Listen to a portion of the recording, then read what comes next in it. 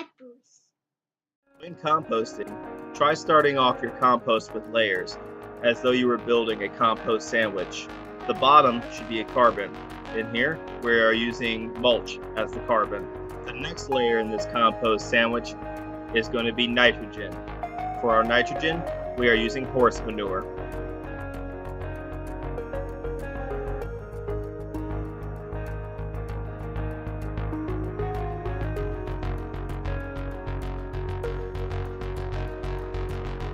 After the first two layers of the compost sandwich are done, it is important to add a tube that has holes in it for aeration.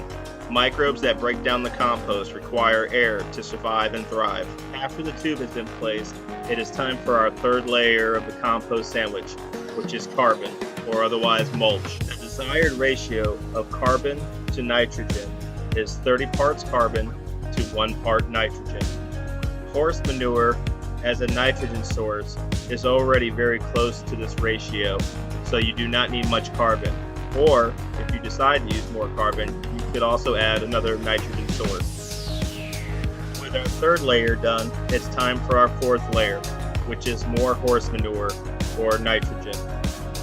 Other sources of nitrogen include rabbit manure, chicken manure, cow manure, grass clippings, and food scraps. It is time for our final layer of the compost sandwich, another layer of carbon.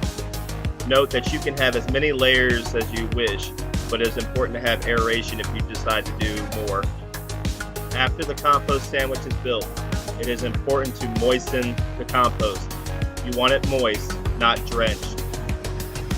Your compost temperature should be monitored with a compost thermometer. Ideal temperatures are between 80 and 120 degrees.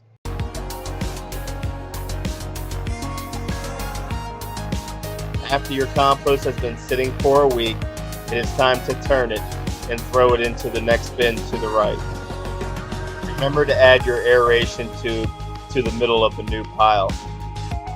After transferring all of the compost into the middle bin, you can then begin to make a new compost sandwich in the first bin. By the end of 3 weeks, you will have 3 bins with different degrees of compost. Second